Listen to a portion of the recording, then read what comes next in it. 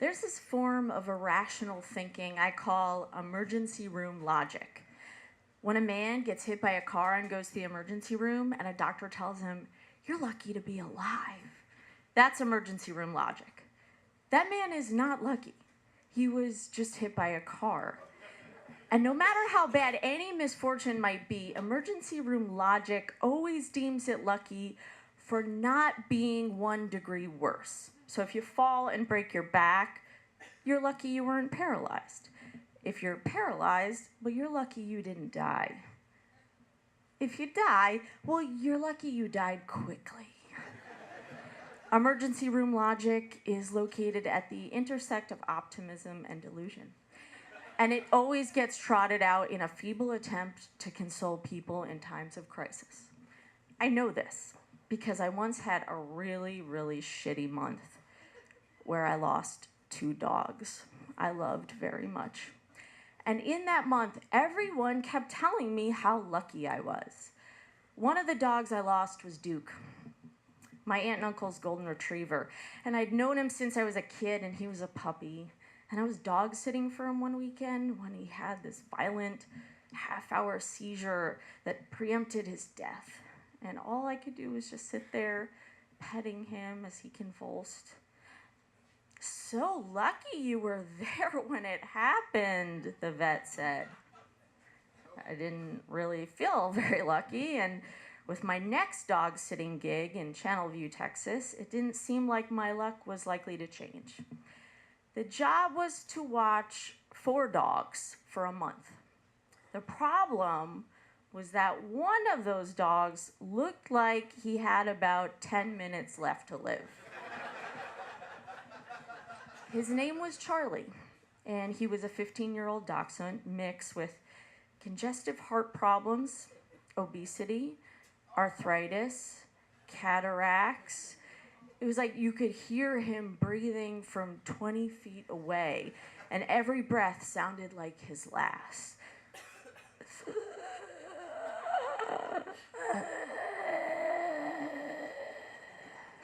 Whoa.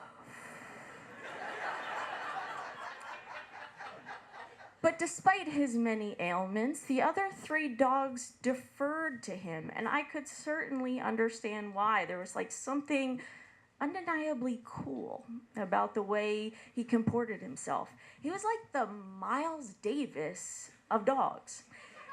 Except instead of a trumpet in his mouth, he usually had a dead frog. And he'd just sit there alone in his driveway, chewing on his frog, staring out into the distance with this intensely pensive look, like he was mulling over the inner workings of the universe. The 2 things I wanted most by the end of this dog-sitting job were for him to like me and for him not to be dead. So on my first night there, I brought him a piece of ham. And I said to him, "Okay, Charlie, this ham here is yours on one fucking condition. You cannot flatline while I'm here. Deal?" I took his silence as a yes and sat with him for a second while he ate the ham. In the coming days, though, it didn't seem like Charlie was making an effort to honor our agreement. In fact, he seemed to be actively putting himself in danger. He'd crawl under the house where there were snakes and possums, just looking to start a fight. He would also eat literally anything. At a point that became very clear to me on the 3rd day when I found him scarfing the contents of a bottle of Vicodin. Luckily, he puked a few minutes later, but he went through the rest of the day clearly a little stoned. And I thought, there is no fucking way this guy is gonna last a whole month. He's not the Miles Davis of dogs. He's the Keith Moon of dogs. It's a miracle he's made it this long. And you know what drove me really crazy, though, is that he always was running away. Somehow he kept slipping under the fence, and when he did, he'd be gone all day.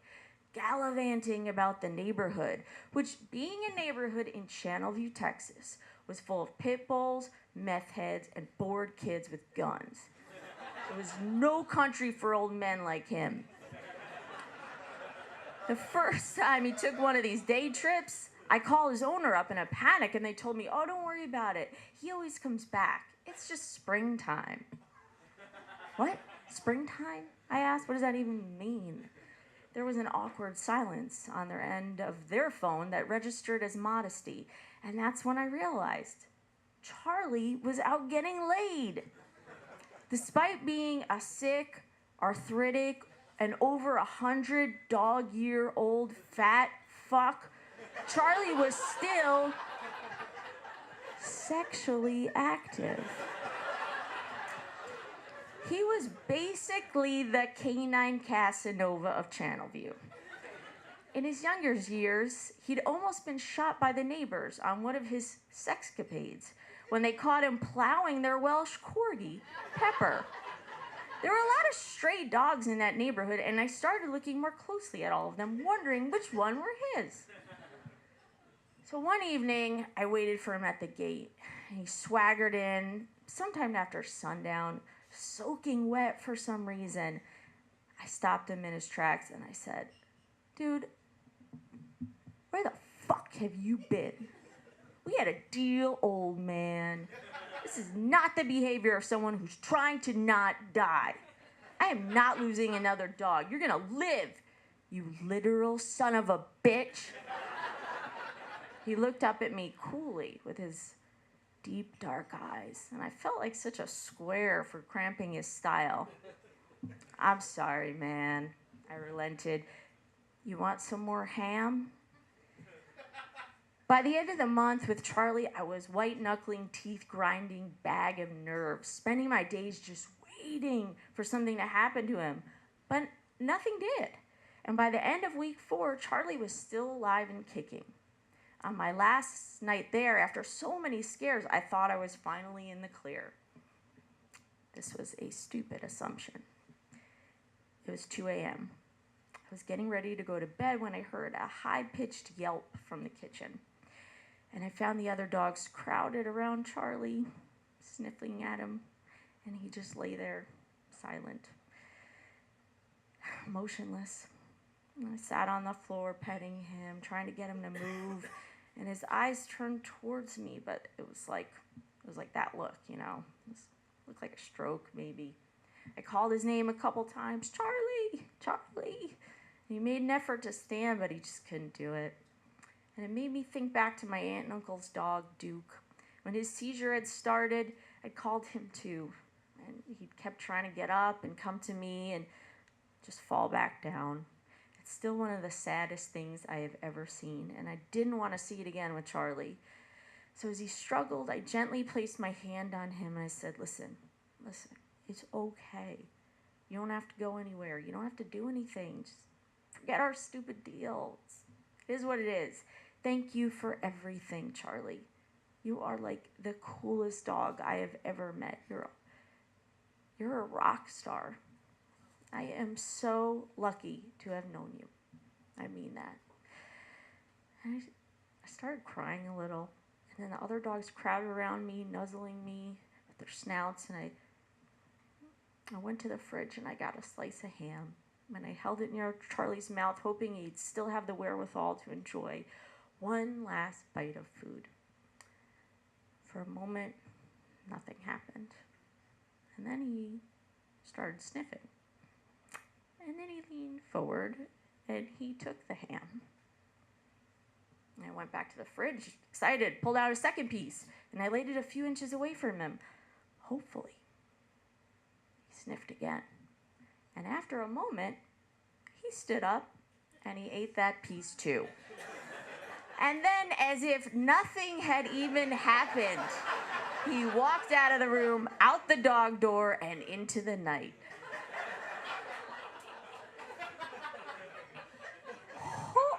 Holy shit, I said to the other dogs. Guys, what's in this fucking him. When I got outside, he was in his usual place, just chewing on a dead frog, looking out into space. "Are you okay?" I asked. He gave me a look, like he had no idea what I was talking about. He was a dog. It's been a year since I dog sat for Charlie, and he's still alive. And honestly, I feel stupid now for worrying that he might die at all, because he's clearly some kind of canine demigod, not bound by the laws of nature. I've never met another dog like him, and I'm confident I never will. And I feel so lucky to have known him.